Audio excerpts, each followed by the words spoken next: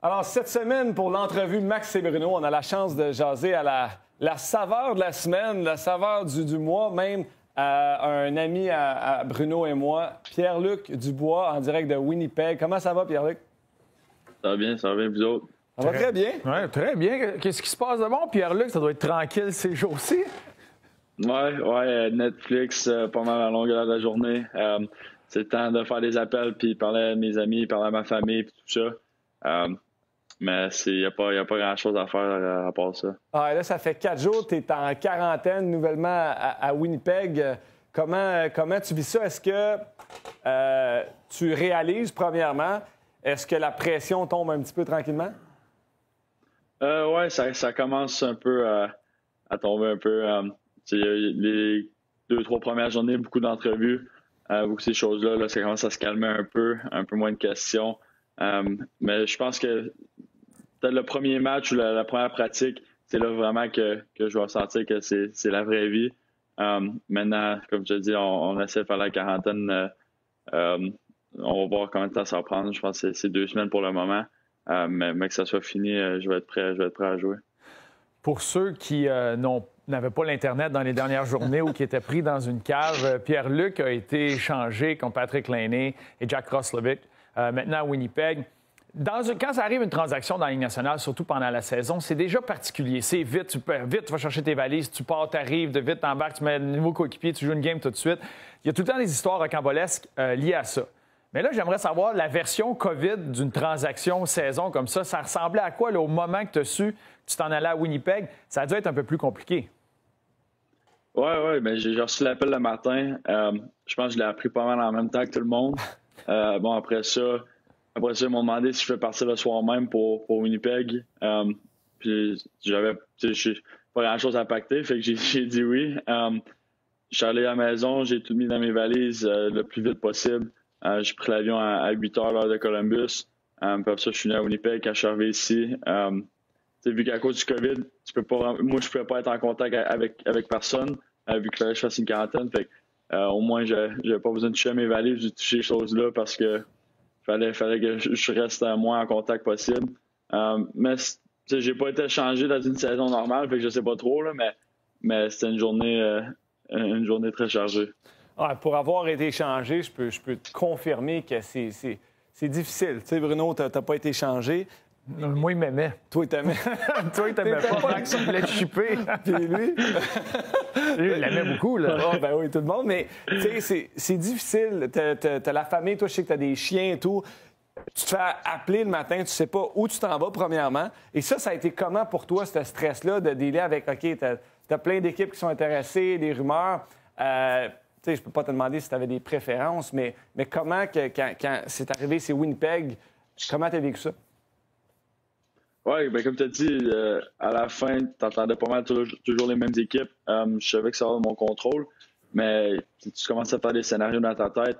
Dès que j'ai su que c'était Winnipeg, mon père, ça fait 4 ans qu'il travaille ici. Ça fait 4 ans qu'il parle bien de l'organisation et de la ville. Ma mère est super contente ici aussi. Fait que, je m'en allais pas nécessairement à une organisation dont je savais rien. Aussi, j'étais venu ici en quarantaine quand la saison a pris fin, fait que je connaissais un peu la ville.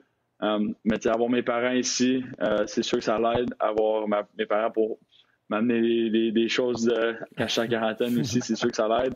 Mais ouais, c'était un sentiment assez spécial de savoir que j'allais jouer pour les Jets, puis j'allais pouvoir m'habiter dans la même ville que mes parents pour la première fois depuis que j'ai 14 ans. Pierre-Luc, premièrement, je salue le courage que tu as eu de tenir à tes valeurs. Et tu aurais pu facilement signer le gros contrat, selon moi, avec Columbus, mais c'était pas dans ta liste de priorités. J'aimerais, si on revient un peu en arrière, parle-moi du moment ou du déclic qui a fait que tu réalisais que tu t'en allais pas dans la direction où tu voulais, qu'il y avait un changement qui devait arriver.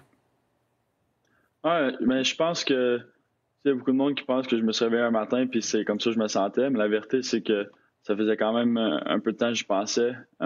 Et c'est pas les négociations qui ont fait en sorte que j'ai pris cette décision-là. C'est juste au fur et à mesure que les négociations avançaient, tu commences à penser un peu plus à ta carrière, à ta vie, à tes intentions.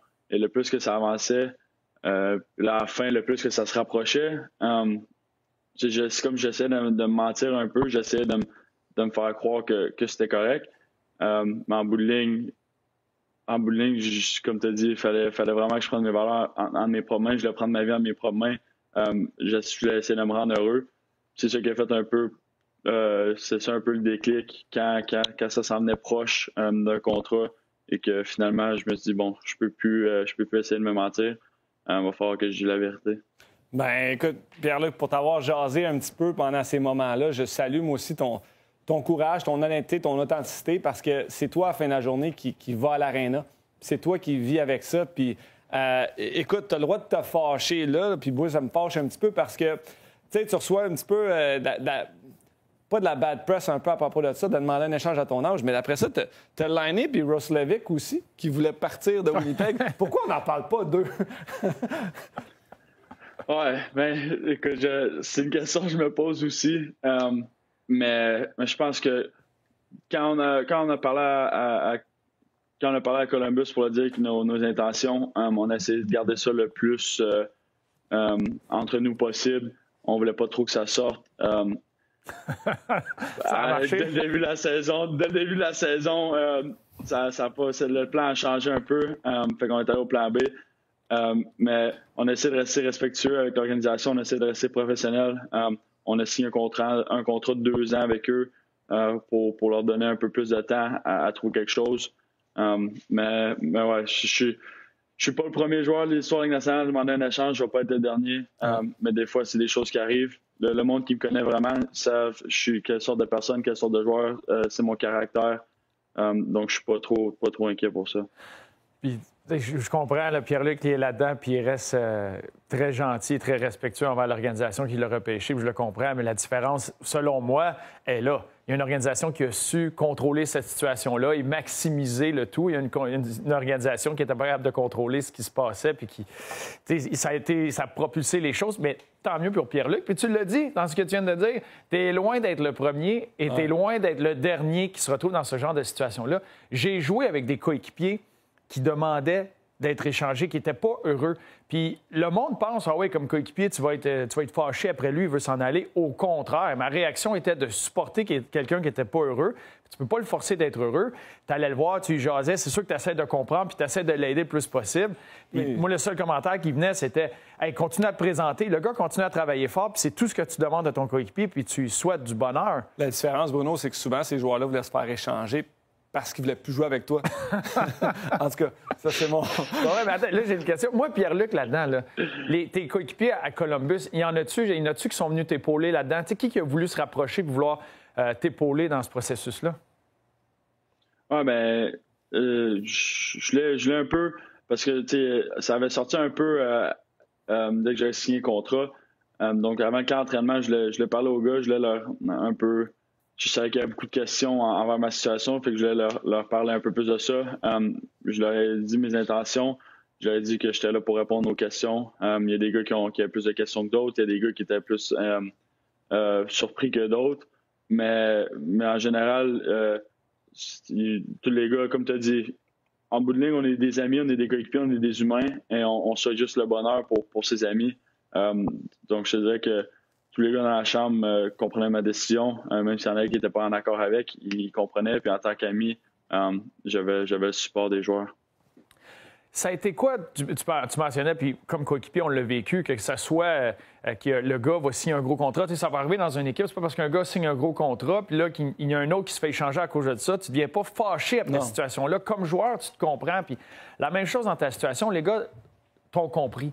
Mais pour toi, tu sais, qui est un joueur de hockey fier, qui est un gars d'équipe, qui arrive là, ça a été comment passer à travers ce camp de sélection-là, puis d'être avec tes coéquipiers, puis de voir tout ce qui se passait dans la presse, là, dans les médias, tout ce qui se disait. Comment tu as été capable de naviguer ces eaux-là? Oui, bien, ça n'a pas été la chose la plus facile de ma vie. Mais comme je te dis, avoir le support de mes amis, avoir le support de ma famille, mon père, que j'ai une très bonne relation avec, qui travaille dans le hockey, m'a super aidé. Mon agent, c'est du monde autour de moi, un peu dans ma bulle, qui m'ont supporté tout au long. Ça n'a pas été facile, il y a des choses qui ont changé. il y a des relations qui ont changé, mais en général, je pense que quand tu t'entoures de bonnes personnes avec des bonnes intentions alentour de toi, tu peux passer à travers n'importe quoi. Qu'est-ce qui a été peut-être le meilleur conseil que tu as reçu pendant ces moments-là? Là? Tu as de l'incertitude, tu ne sais pas où tu vas te retrouver, est-ce que c'est le bon choix? Qui t'a donné les meilleurs conseils, puis ça a été de quoi peut-être le meilleur conseil que tu as reçu? Ben, j'ai reçu beaucoup de conseils. Moi, ce que j'ai toujours entendu, c'est que tu as juste une vie à vivre, tu as juste une carrière, ta carrière ne dure pas une éternité. Ça faisait déjà 3 ans que j'étais à Columbus. Le monde, t'as du monde qui dit ben, signe un 6 ans ou quelque chose comme ça, puis après ça, tu s'en iras, mais ça fait déjà 9 ans. Et quand tu es quelque part, après 2 ans, tu as déjà la pensée de vouloir t'en aller, ou ça fait 3 ans, tu as la pensée de vouloir t'en aller. Le 9 ans commence à être long. Tu as juste une carrière. Mais c'est ça, j'ai eu beaucoup de conseils, comme j'ai dit, dans le monde qui m'entoure. Mais je pense que le meilleur conseil que j'ai eu, c'est celui-là. Tu as juste une carrière. Il ne faut pas que tu vis ta vie par rapport à ce que les autres vont penser, surtout le monde qui ne te connaisse pas. Faut vraiment que tu aies comment tu te sens et qu'est-ce que ton cœur te dit. Je suis certain, je peux juste imaginer, là, mais ça remonte aux années que j'étais dans la Ligue. Là, on en entendait des vertes et des pommures sur John Tortorella. À gauche et à droite, il a passé à l'organisation du Lightning, fait que les joueurs qui étaient au Lightning, j'en entendais beaucoup. Le style d'entraîneur va changer. Est-ce que tu as eu des joueurs, justement, de Winnipeg ou des gars que tu as contactés à travers la Ligue qui t'ont donné des in à comment ça se passe à Winnipeg? Puis, derrière le banc, c'est deux contrastes. Tu as Paul Maurice qui est bien relax, qui a l'air d'avoir du plaisir avec ses joueurs, qui a plus l'air d'être un player's coach que John Tortorella. Mais c'est qui t'a appelé pour te donner un peu le pouls de ce qui se passe à Winnipeg? Oui, j'ai parlé à une couple de joueurs déjà. Shifley, Wheeler, une couple d'autres joueurs. Mais mon père aussi, ça fait 4 ans qu'il fait partie de l'organisation. Il ne travaille pas directement avec Paul, mais il côtoie. Puis juste savoir ses entrevues, juste savoir la façon dont il parle à ses joueurs, de ses joueurs, je pense que ça en dit beaucoup aussi sur le coach qu'il est puis la personne qu'il est. Mais on s'est parlé un peu dès que je me suis fait échanger. On a eu une bonne conversation. J'ai vraiment hâte de pouvoir travailler avec. Je pense que je fais du vidéo avec aujourd'hui ou demain. Mais ça va être vraiment le fun de pouvoir travailler avec ce staff-là à Winnipeg. Puis de l'autre côté, PL, ma question pour toi, si tu avais la chance d'avoir une conversation avec Laine aujourd'hui, quel conseil lui donnerais-tu à propos de comment se présenter à Torts? Je pense qu'avec Torts, c'est simple. Si tu travailles fort, tu vas jouer. Si tu as une bonne attitude, tu vas jouer. Donc, je vais juste dire d'aller là, de travailler fort, d'être bon sur l'échec avant, d'être bon défensivement. Je pense que les choses vont bien aller à Columbus pour lui. Pour juste boucler la boucle là, sur Columbus, là, puis après ça, je sais que toi, tu es déjà prêt à regarder en avant puis à regarder avec les Jets. Il ne faut pas laisser les dernières semaines venir mettre une grosse tâche sur ce que ça a été, là, tes 3 années à Columbus. Parle-moi d'un moment fort, ton moment là, préféré ou d'un moment qui te reste marqué de bons souvenirs que tu as eu avec les Blue Jackets. Il y en a une couple. Je pense que mon premier match, c'est sûr que c'est un moment spécial, surtout avec ma famille là, jusqu'à mon premier but. Le repêchage aussi. Mais peut-être la série qu'on a battue Tampa Bay, c'est la première fois que l'organisation passait la première ronde. On battait une des meilleures équipes de l'histoire, statistiquement parlant, de la Ligue nationale. J'ai jamais été. Les partisans ont été incroyables cette série-là. Aussi, ma première année, j'étais avec David Savard, sa famille, sa femme, ses enfants. Donc, ça, c'est des moments que je ne vais jamais oublier le reste de ma vie. Il y a un joueur qui, je pense, qui a influencé beaucoup ta carrière, à ton arrivée aussi à Columbus, cette année à Panarin. Peux-tu nous parler un petit peu de l'influence qu'il y a eu en tant que joueur, comme personne pour toi? Oui, ça a été probablement une des personnes que j'ai le plus appris de toute ma vie, même si c'était juste 2 ans ensemble. C'est quelqu'un très, très demandant, mais avec beaucoup de confiance. Et juste le voir aller dans les pratiques, dans les entraînements, juste d'y parler, de pouvoir être en autour de lui. Des fois, quand je voyais pas nécessairement un jeu où j'avais un peu peur de le faire, il me pognait l'épaule puis il me disait, Pierre-Luc, essaie les jeux, on est titre pour ça. Fait que juste de pouvoir jouer avec un gars comme ça dans les pratiques, c'est le gars qui travaille le plus fort. Dans le gym, c'est le gars qui travaille le plus fort. Honnêtement, dire que j'ai beaucoup appris de lui, c'est même pas assez. En tant que personne, en tant que coéquipier, je pense que ça a été parfait pour moi de de pouvoir jouer avec un gars comme ça de mon arrivée dans la Ligue nationale. Là, c'est ça. Pierre-Luc, parlons un peu de ce qui s'en vient. C'est sûr que tu es en quarantaine, tu as le temps en masse de réfléchir, de voir.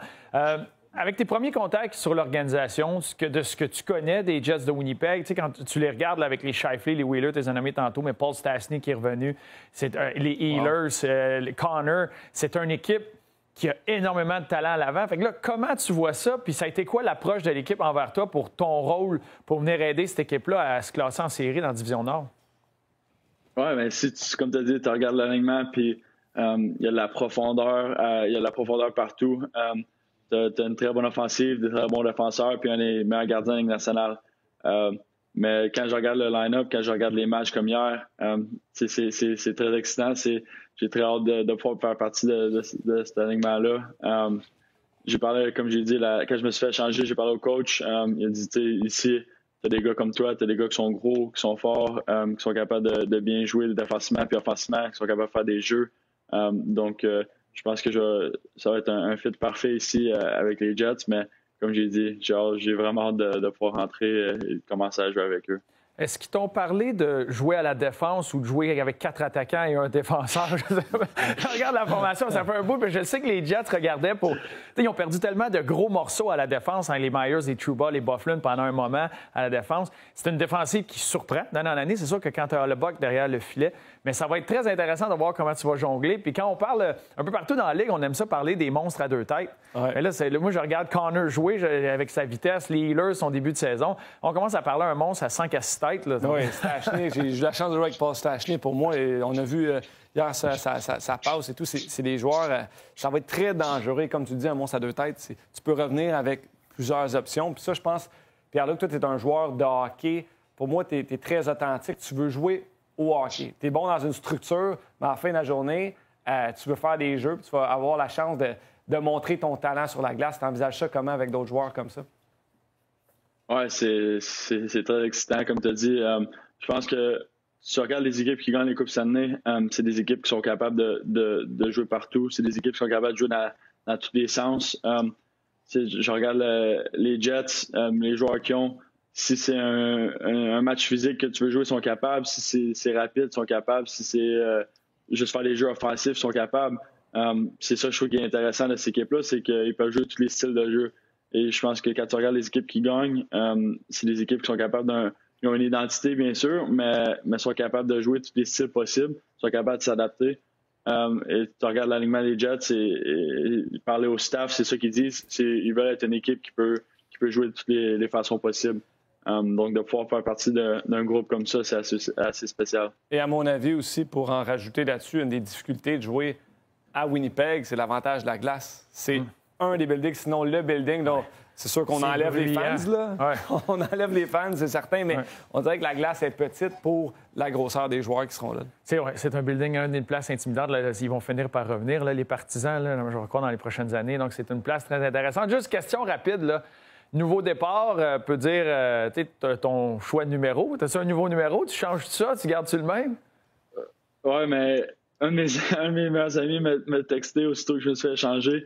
Il a dit, bon, PL, j'ai checké le line-up. Le 18, il est pris. Mon deuxième choix, c'était le 11. Le 11, il est pris.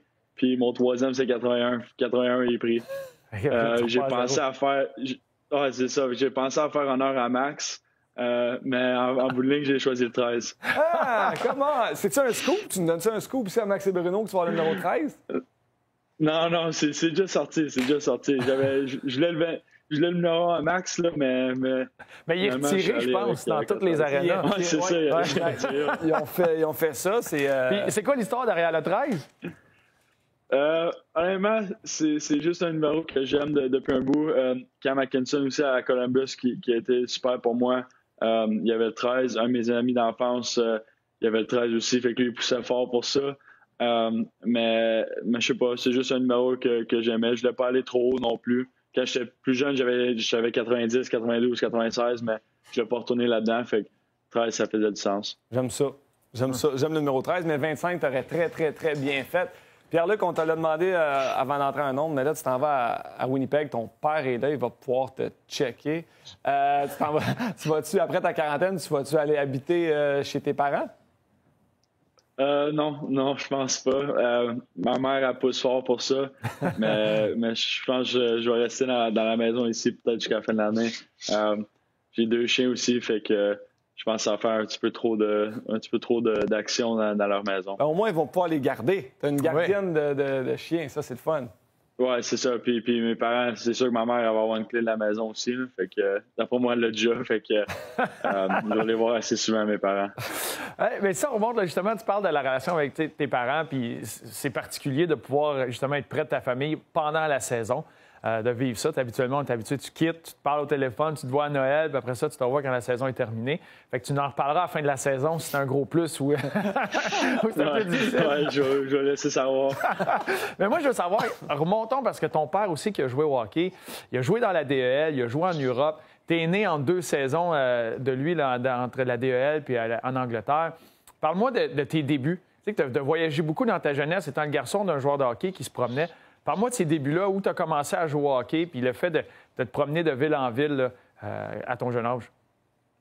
Oui, mais j'ai commencé à jouer en Allemagne. Je me souviens, j'ai juste une couple de souvenirs. Je me souviens on jouait avec des balles de tennis sur le jeu avec des rondelles. Je me souviens qu'un coach m'avait crié après en allemand, puis mon père fallait qu'il descende pour lui dire que je parlais pas l'allemand.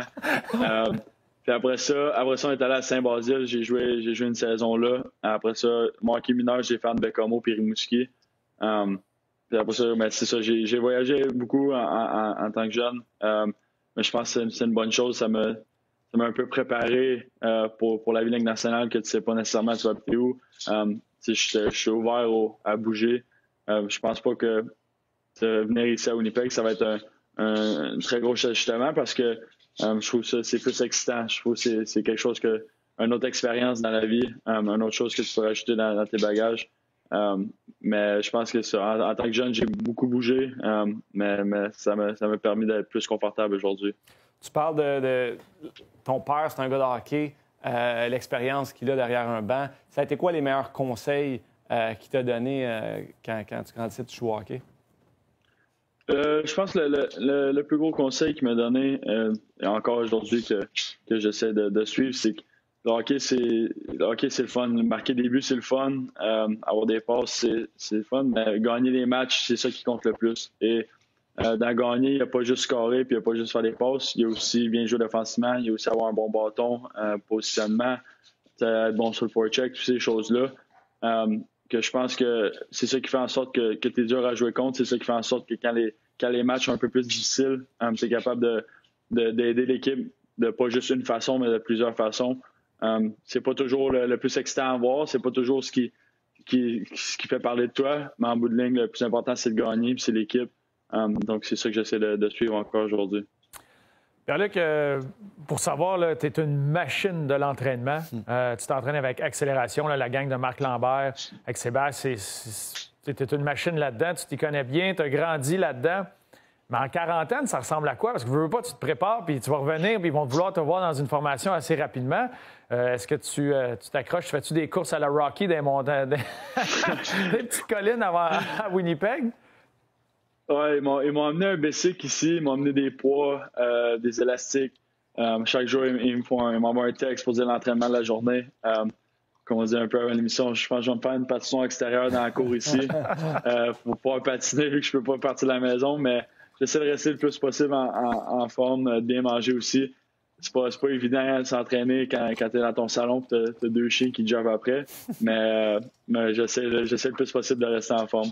Mais parle-moi un petit peu de l'importance de ça pour toi, l'entraînement, parce que, écoute, on sait que tu es un jeune complètement dédié à ça. C'est très, très important. Ça fait partie de ton rythme de vie, mais ton style de jeu aussi, je pense, PL. Tu utilises ça en ta faveur.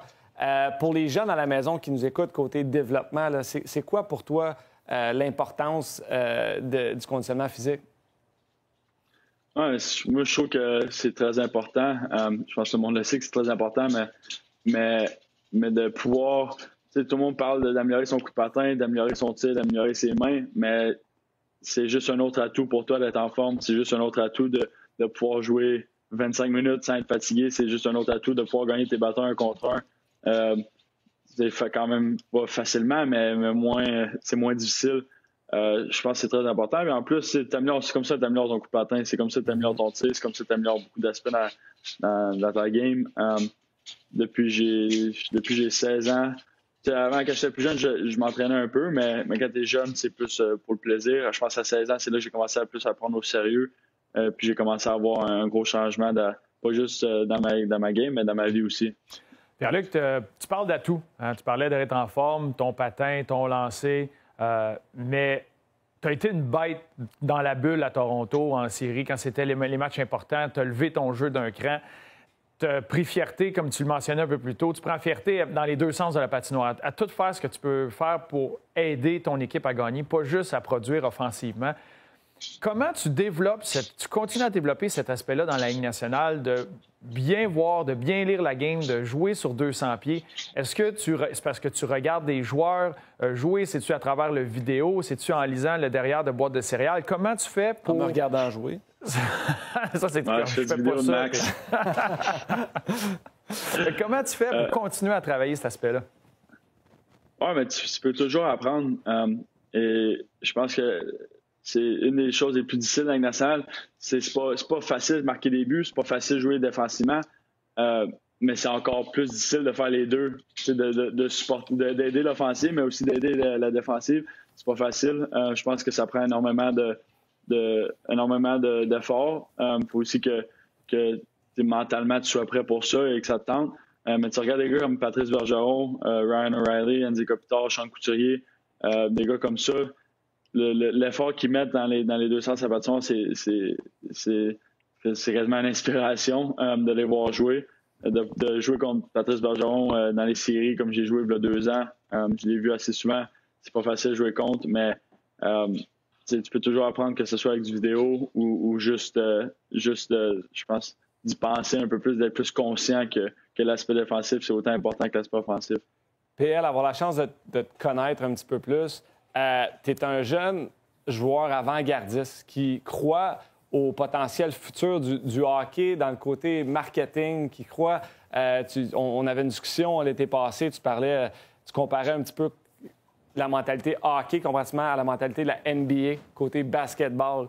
Peux-tu nous dire un petit peu ta vision future pour toi qui serait bon pour le hockey, pour vendre un petit peu et laisser la personnalité des joueurs se faire mettre en valeur? Ouais, je pense que tu regardes les chiffres. Bon, je connais pas les chiffres exactement, mais on en parle un peu ici. Tu regardes les chiffres, peut-être 10, 15, 20 ans, ça ressemblait à de l'NBA, le hockey. Et là, tout d'un coup, l'NBA a explosé. Le hockey juste continue à grimper. Mais tu te regardes le saut qu'ils ont fait. Je pense que le hockey, il y a beaucoup de personnalités. Tu vois dans la chambre, vous savez que des gars avec des personnalités, je trouve que c'est important de continuer à développer cet aspect-là.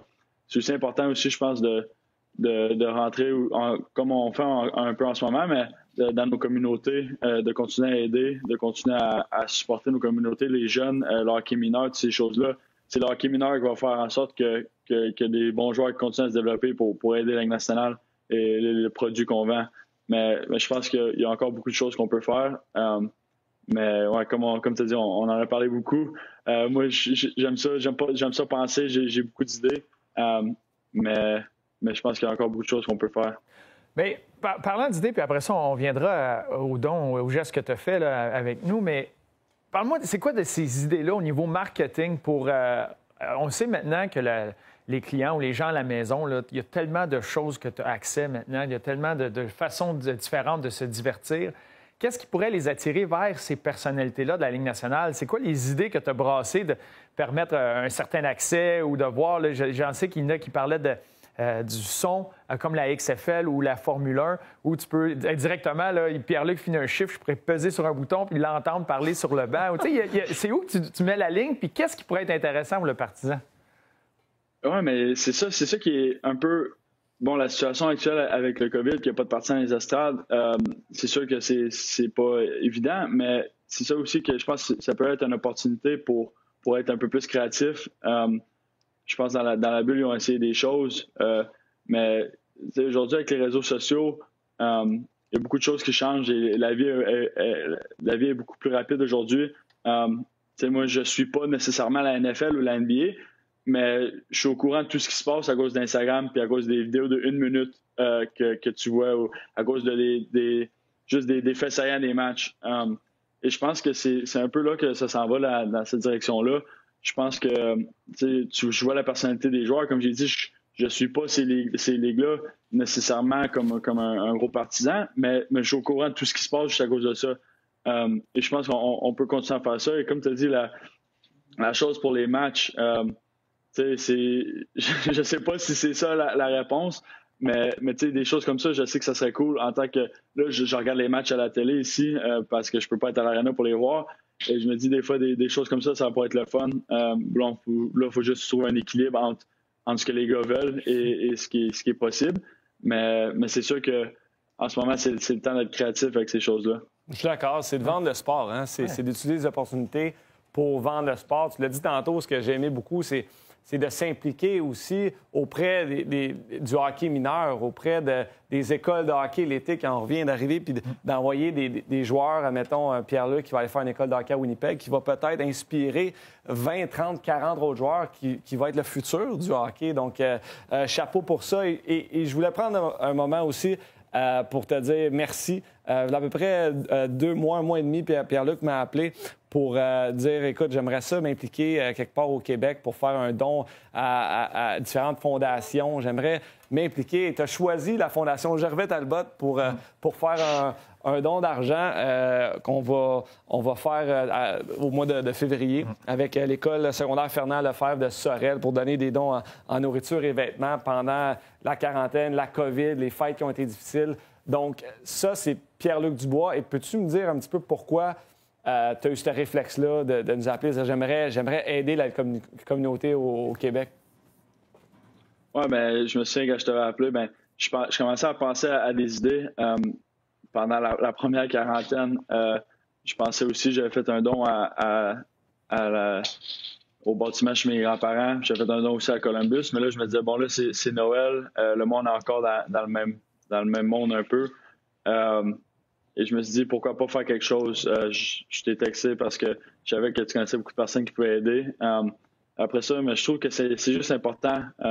Moi, je me souviens quand j'étais plus jeune, j'allais à la Fondation Vincent Cavalier et je le voyais à chaque année au tournoi de golf, mais juste le fait que c'était sa fondation à lui m'inspirait déjà un peu. Et je me dis pourquoi, bon, je suis dans la même position de Vincent aujourd'hui, je suis un joueur de la Ligue nationale, pourquoi pas essayer d'inspirer d'autres personnes, pourquoi pas essayer d'aider d'autres personnes, d'aider surtout des jeunes, comme ça, je trouve que c'est important. C'est pour ça que je t'ai envoyé un texte, c'est pour ça que je trouve qu'à chaque année, de faire des choses comme ça, c'est très important, pas juste pour aider tout le monde, mais aussi pour inspirer d'autres à suivre. Quand tu parles de ça, on fait le lien. Tu as l'air d'avoir la tête sur les épaules, d'être capable de voir au-delà de juste la patinoire. Puis ça, je pense que c'est un atout de maximiser, la plateforme que tu as, mais le temps que tu as aussi. Est-ce que tu as d'autres champs d'intérêt? Tu parles de vouloir redonner. Est-ce que tu as déjà en tête des espèces de plans de créer tes choses, de faire tes choses justement pour t'accomplir être capable de redonner, avoir différents projets? Ouais, comme j'ai dit tantôt, je suis quelqu'un, j'ai beaucoup d'ambition, j'ai beaucoup d'idées. Des fois trop d'idées. Fait que je trouve que comme j'ai dit, c'est important d'être entouré de bonnes personnes qui peuvent t'aider dans tout ça. J'ai beaucoup d'idées par rapport à ce qu'on peut faire pour la communauté ici, à Winnipeg, à Montréal, à Rimouski d'où je viens, à Bécomo, toutes ces choses-là. Mais tu sais, je pense que c'est une étape à la fois, mais je suis assez bien entouré de personnes comme ma famille, mes amis, Max. Fait que je pense que le plus que ça avance, le mieux que ça va aller, puis on va pouvoir accomplir le plus d'idées possible. Pierre-Luc, je sais qu'il y a plusieurs fans de Montréal qui nous écoutent aujourd'hui et qui auraient aimé t'avoir pour le Canadien de Montréal. Je ne te poserai pas la question si toi, tu aurais aimé être ici, mais je pense que ça se doit de tu l'as déjà mentionné, tu es un gars qui est fier et il aurait aimé ça peut-être venir à Montréal, mais regarde, tu es à Winnipeg, tu es un Jets, on va te regarder. On va le voir souvent. Bonne chance et on va te voir souvent. On va le voir souvent, oui. Exactement. Puis les fans du Canadien vont avoir la chance de te regarder jouer. Donc, merci pour ton temps. Bonne chance. On te souhaite que la quarantaine ne soit pas si difficile. Puis beaucoup de succès pour toi et les Jets. Merci beaucoup. Ouais, merci Pierre-Luc. Respect. Wow.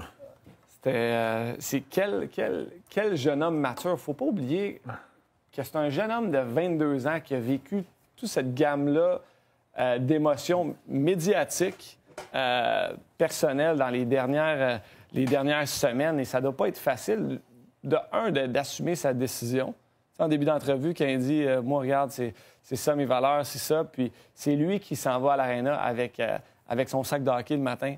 Puis lui, il s'est dit « Regarde, j'ai besoin d'un changement. » Il l'a demandé et il vit avec. Et là, c'est une grosse tempête pour lui présentement parce qu'il y a beaucoup d'attention. Puis on dirait qu'il n'y a pas d'autres actualités. On dirait que tu as juste hâte qu'il y ait d'autres actualités pour qu'on change de sujet.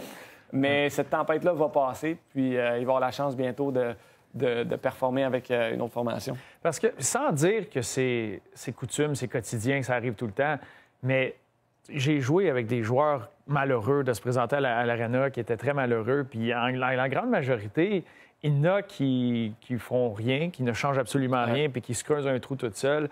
Il y en a qui ça devient déplaisant pour les autres, ça devient pesant, puis jamais ils vont prendre contrôle de ce moment-là. C'est une mentalité qui est en train de changer. On l'a vu changer dans les autres sports où les jeunes joueurs ont de plus en plus de contrôle. C'est une jeune ligue. Tu le vois, puis il ne l'a pas fait parce qu'il aurait pu signer le gros contrat, les millions. Il aurait pu facilement se retrouver dans une situation où il est extrêmement bien payé, c'est le joueur vedette.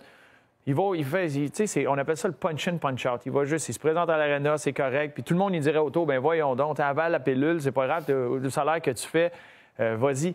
C'est pas ça qui achète le bonheur, c'est pas ça qui achète la satisfaction du joueur de hockey. Puis quand tu as à te rendre à l'aréna tous les jours, il faut que tu sois capable d'être heureux dans n'importe quelle sphère de la société. Tu peux avoir une business qui fait des millions. Si tu n'es pas heureux quand tu te présentes, le stress, tout ce que ça engendre, est-ce que ça en vaut le pesant d'or? Bien, en l'écoutant parler, c'est vraiment l'authenticité. Puis c'est un gars, c'est un gagnant. C'est un gars qui veut aller à l'aréna pour avoir une chance de gagner, de compétitionner, de jouer au hockey. Il veut jouer. Il sentait peut-être qu'il y avait des menottes, mais il veut arriver puis jouer, avoir une chance de gagner.